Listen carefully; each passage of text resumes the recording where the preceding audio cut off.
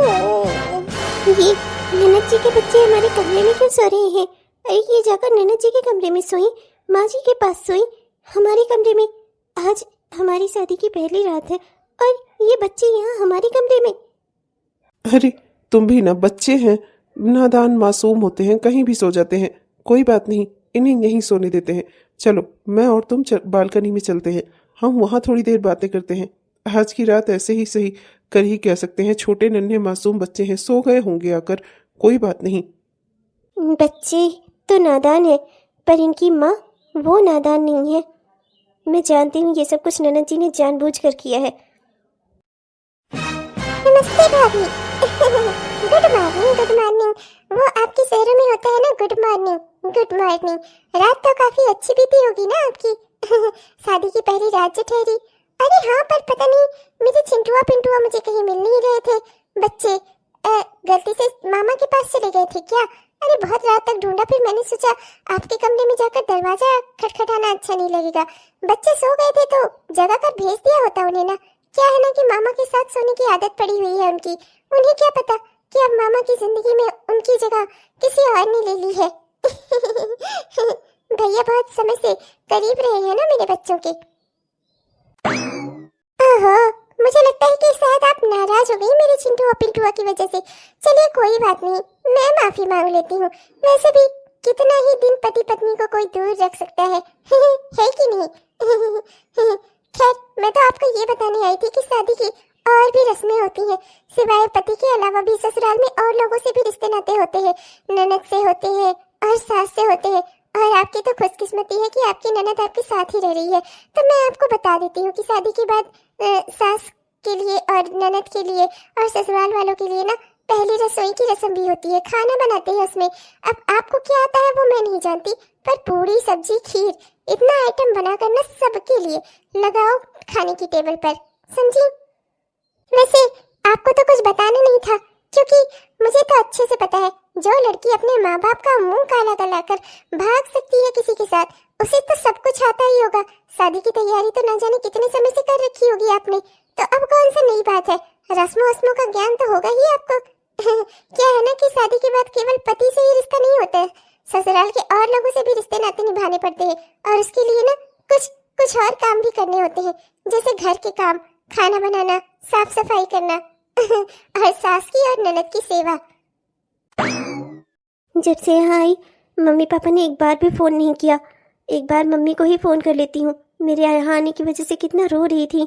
मैं उन्हें इस तरह से रोता हुआ छोड़कर चली आई, पर मैं करती भी क्या? मेरे पास और कोई दूसरा रास्ता भी तो नहीं था।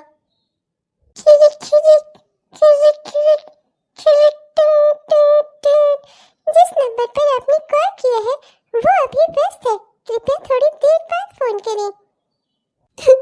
माँ ने मेरा फोन काट दिया। क्या माँ भी मुझसे इतना नाराज है? मैंने कोई गलती नहीं की है माँ। आप अच्छत को अच्छे से नहीं जानती। एक बार आप उससे मिलती, उससे बातें करती ना, तो आपको भी यकीन हो जाता मैंने कोई गलती नहीं की है। अच्छत बहुत अच्छा इंसान है। शिप्रा। हाँ हाँ। अरे आप इतनी सुबह सुबह किचन में? मैं बस खाना बनाने ही वाली हूँ। मैंने ना जब हमारी शादी तय हुई थी ना, जब आपने कहा था 6 महीने बाद हमारी शादी होगी, तभी मैंने अच्छा खाना बनाना सीख लिया था। सब्जी पूड़ी खीर सब बनाना आता है मुझे। आप चलिए डाइनिंग टेबल पर, मैं बस अभी खाना बनाकर तुरंत लगाती हूँ। अपने आंसू पोंछ लो सिप्रा, बहुत अच्छे से ना तुम एक्टिंग भी नहीं कर पाती खुश होने की। आंसू? ये आप क्या कह रहे हैं? मैं तो खुश हूँ, बहुत खुश हूँ, आपके साथ जो हूँ। मैं सब जानता हूँ सिप्रा, माँ का स्थान और एक बच्चे के लिए उसकी जिंदगी में उसके बाप का स्थान क्या होता है ना, ये मैं जानता हूँ अच्छे से। परिवार का महत्व पता है मुझे। मेरी माँ अगर 1 मिनट के लिए भी मुझसे दूर हो जाती है, मुझसे बात नहीं करती ना, मेरा कलेजा फट जाता है। मैं जानता हूँ कि तुम भी अपने माँ बाप से उतना ही प्यार करती हो। तुम्हारी मजबूरी थी, मेरी नादानी, मेरी गलती की वजह से, मेरी नाकाबिलियत की वजह से तुम्हें तुम्हारे माँ बाप से दूर होना पड़ा। पर तुम चिंता मत करो सिप्रा, जो शर्त उन्होंने रखी थी ना, उसे मैं 1 महीने बाद ही सही पर मैं पूरी करके रहूंगा। मैं अभी भी मेहनत कर रहा हूँ। मैं तुम्हारी अकाउंट में 5 या 6 लाख रुपए जमा कराकर फिर ससुर जी के पास जाऊंगा, फिर से उनसे बात करूंगा। देखना, मैं वापस से उनका प्यार ना तुम्हारे लिए मैं वापस से लाकर दूंगा तुम्हें। तुम्हारे माँ बाप तुम्हें मैं लौटाऊंगा सिप्रा, मैं तुम्हें उनसे दूर नहीं होने दूंगा। मैं जानता हूँ कि उनके बगैर तुम बहुत दुखी हो और मैं तुम्हें दुख में नहीं देख सकता। तुम मुझसे चाहे जितना भी अपने आंसू छिपा लो, पर एक बात अच्छे से समझ लो, सिर्फ प्यार नहीं करता तुमसे, तुम्हारी हंसी खुशी सबका पता होता है मुझे। तुम्हारे वो आंसू जो तुम किसी को दिखाती नहीं ना, उनके बारे में भी जानता हूँ मैं। ऐसा कुछ भी नहीं है, तुम्हारे साथ मैं बहुत खुश हूँ। तुम्हें तुम्हें अब और मेहनत करने की ज़रूरत नहीं है। मुझे नहीं चाहिए पैसे।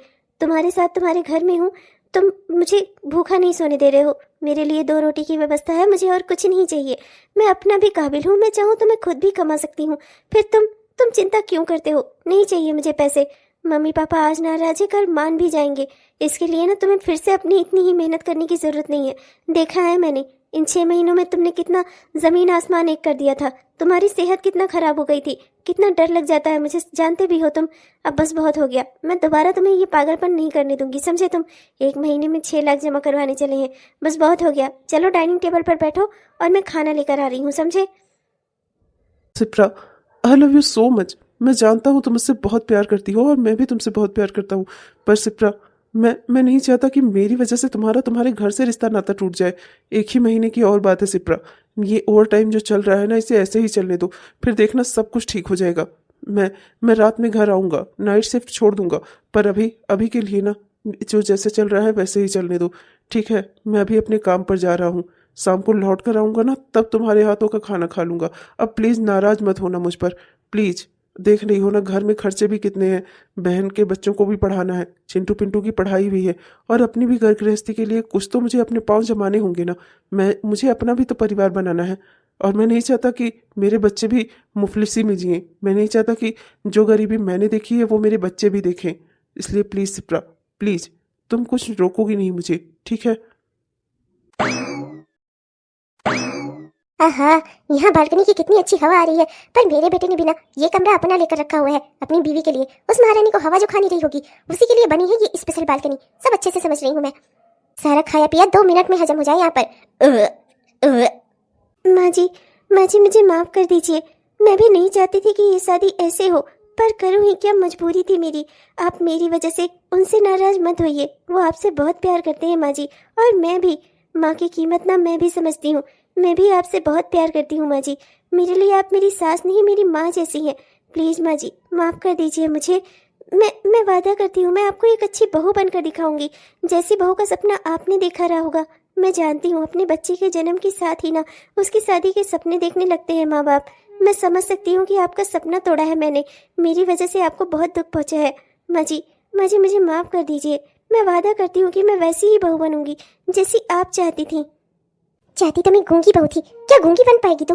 चाहती तो मैं ये ऐसी बहू थी जो एकदम बेवकूफ होती, क्या तू बेवकूफ बन पाएगी? अरे तू वैसे जन्मों में नहीं बन सकती जैसी मैं चाहती थी।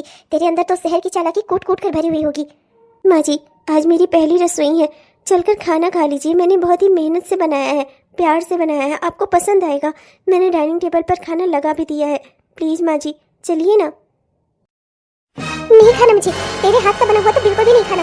मैं क्या तुझे जानती हूँ? मेरे बेटे को फंसाकर इस घर में आई है तू। अरे मैं अपनी बेटी की शादी के कितने सारे सपने देखी थी। मेरा बेटा श्रवण कुमार था, श्रवण कुमार एकदम सुई के नोक के बराबर भी मेरा बेटा मेरी आज्ञा के बिना कहीं पैर नहीं बढ़ाता था। तेरी वजह से उसने शादी जैसा बड़ा फैसला अकेले ले लिया, वो भी अपनी माँ को बिना बताए। तूने मुझसे मेरे बेटे को छीना है, मैं तुझे कभी माफ नहीं करूंगी, समझी तू? तेरे हाथ का खाना क्या मैं तेरे हाथ से पानी ना पीऊं?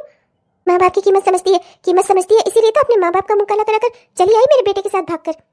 जो लड़कियां अपने माँ बाप की इज्जत समझती है ना, वो ऐसे कांड नहीं करती जैसे तूने किए हैं। अपने माँ बाप के मुंह पर कालिक पोतकर मेरे घर की बहू बन गई, मेरे बेटे को फंसा लिया तूने। अरे तू कैसी औरत है ना, कितनी तेज है ना, ये मैं अच्छे से जान चुकी हूँ। मुझे मत पढ़ाना तू, मेरे बेटे को पलझा सकती है पर मुझे नहीं। मैंने दुनिया देखी है, धूप में बाल सफेद नहीं किए हैं। तुझ जैसी औरतों की चालाकी से ना मैं रग रग से वाकिफ हूँ, तुझ जैसी औरतों के। हाँ नहीं तो ये कैसी माँ है, अपने ही बेटे के बारे में, अपनी ही बहू के बारे में ऐसे उल्टे सीधा बोल रही हैं। मैं इनके बेटे से प्यार करती थी, मैं क्या किसी और से शादी कर लेती? तब क्या मैं चरित्रवान हो जाती? जो मेरे दिल में था उसी को मैंने अपना नसीब बनाया, उसी के साथ जिंदगी बिताऊंगी मैं अपने नज़र में चरित्रवान हूँ और मैं रहूंगी हमेशा। किसी और के चरित्र के सर्टिफिकेट की मुझे ज़रूरत नहीं है। मैंने अपनी ओर से पूरी कोशिश कर ली, पर घर में जब कोई मेरे हाथ का बना हुआ खाना ही नहीं चाहता तो मैं क्या कर सकती हूँ? यहाँ तक कि इन लोगों ने छोटे बच्चों को तक को मना कर दिया है। चिंटू पिंटू ने भी मेरे हाथ का खाना नहीं खाया। कोई बात नहीं, सारा खाना उठाकर फ्रिज में रख देती हूँ। रात को ये आएंगे तो इनके साथ में ही मैं भी खा लूँगी थोड़ा सा। अभी तो मेरा भी दिल नहीं कर रहा है। जब से ससुराल में कदम रखा है, ससुराल का और ससुराल के लोगों का अलग ही रूप देखने को मिल रहा है मुझे। सारे बर्तन खाली, पर ऐसा कैसे हो सकता है? कोई तो मेरे हाथों का खाना बना हुआ खाना ही नहीं चाहता था। यहाँ सारा खाना खत्म कैसे हो गया? समझ नहीं आ रहा मुझे, किसने और कब खाया? अरे चलो छोड़ो इन बातों को। खाना कहाँ चला गया, कहाँ चला गया? अरे खा लिया होगा किसी ने। घर में माँ है, मेरी बहन है, उसके 2 छोटे बच्चे हैं। बच्चे बच्चे जहाँ रहते हैं खाना वाना खत्म हो ही जाता है। खा लिया होगा उन्होंने। चलो अब क्या किसी से पूछेंगे हम। ये तो अच्छी बात है, तुमने इतना अच्छा खाना बनाया था, सारे के सारे बर्तन खाली हो गए। चलो अब इन सब बातों को छोड़ो। मुझे ना भूख लगी ही नहीं है। एक काम करो, 1 गिलास पानी दे दो, पीकर आराम से सो जाऊंगा। और साथ चलो मेरे। ऐसे कैसे जाने दूं? आज इतनी मन से पहली बार अपने इस घर में मैंने खाना बनाया था। सोचा था कि पूरे परिवार को खिलाऊंगी, पर किसी ने मेरे सामने नहीं खाया। और जब मैंने खाना आपके लिए रख दिया तो ना जाने ही उस खाने को कौन खा गया। अगर मुझे पता होता कि खाना खत्म हो गया है तो मैं दूसरा खाना ना बना देती। मुझे ये बिल्कुल अच्छा नहीं लगा। एक तो मेरी पहली रसोई थी, उसका खाना मैं आपको भी खिलाना चाहती थी कि मैंने कैसे खाना बनाया, कितना अच्छा बनाया। कितने समय से मैंने इस दिन के लिए मेहनत की थी कि अपने ससुराल में पहले दिन मैं इतना अच्छा खाना बनाऊंगी। बनाया भी तो आप ना खा सके उसे। और फिर दूसरा मैंने सोचा था कि साथ में हम दोनों खाना खाएंगे, वो बात भी नहीं पूरी हो पाई मेरी। मुझे बिल्कुल अच्छा नहीं लगा। एक तो इंसान काम करके रात को थका हारा घर पर आए, ऊपर से उसके लिए खाना भी ना हो। मुझे पता होता कि खाना खत्म हो गया है तो मैं कुछ ना कुछ तो बना कर रख देती। ये क्या मतलब हुआ? आप इतना काम करके थके हारे घर पे आए तो आपको खाना भी ना मिले। आप तो जानते हैं ना मैं आपको भूखा नहीं देख सकती। मैं आपको खिलाकर ही मुझे संतोष मिलता है, समझते हैं ना आप? मैं सब समझता हूँ, और मैं ये भी समझता हूँ कि मैंने नहीं खाया तो इसलिए तुमने भी नहीं खाया, इसलिए तुम्हें तो पता भी नहीं है कि खाना कहाँ चला गया। खैर छोड़ो इन सब बातों को।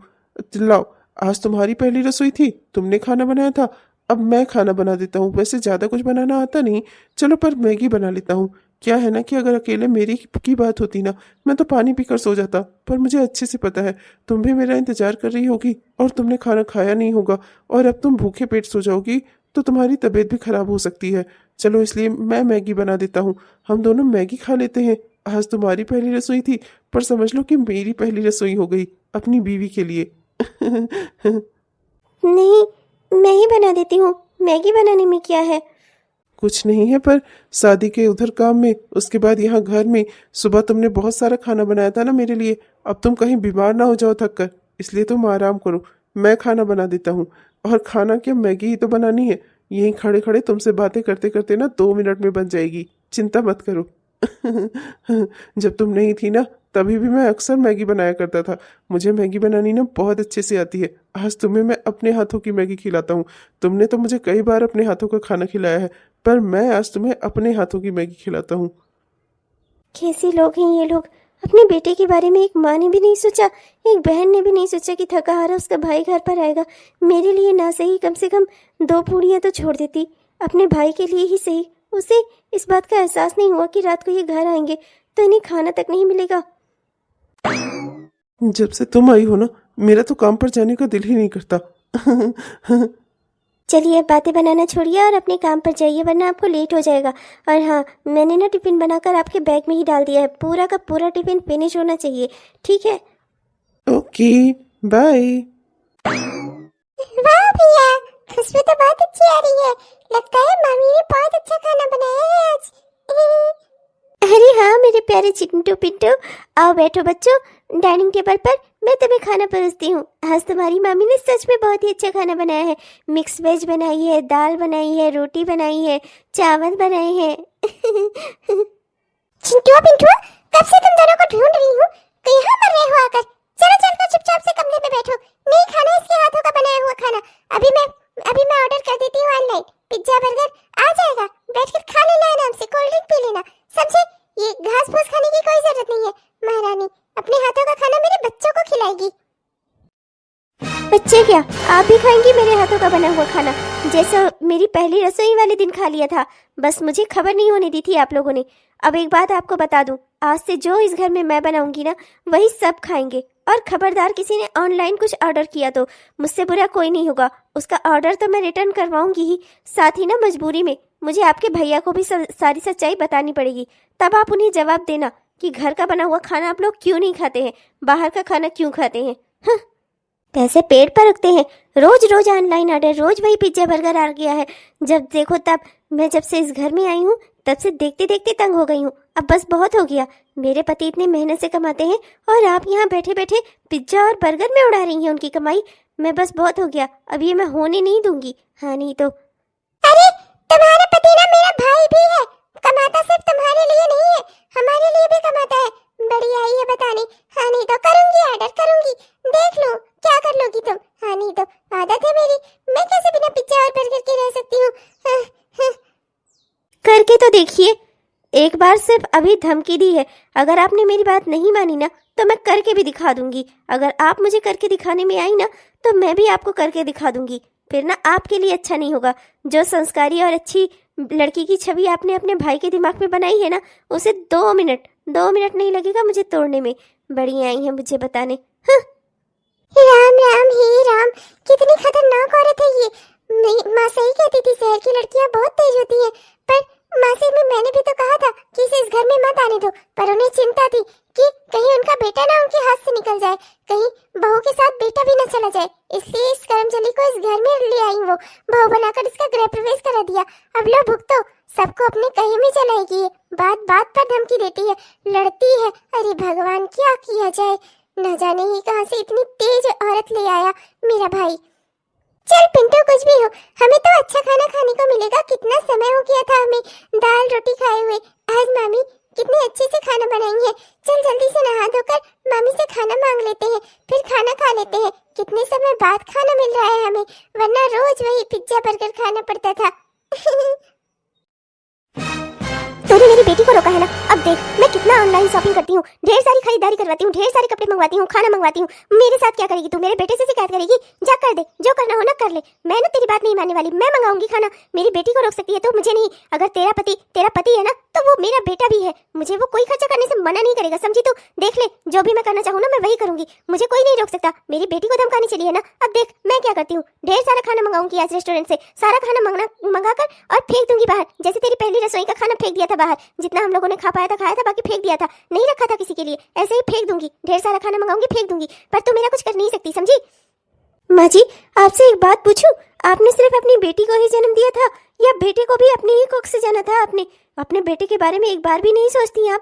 भूखे पेट वो खाना खाए बिना बाहर जा रहा है। उस दिन रात में आपने मेरी पहली रसोई का खाना बाहर फेंकवा दिया। हाँ, पर आपने रखा नहीं, ये तक नहीं सोचा कि रात को थका हारा जब आपका बेटा घर आएगा तो वो क्या खाएगा।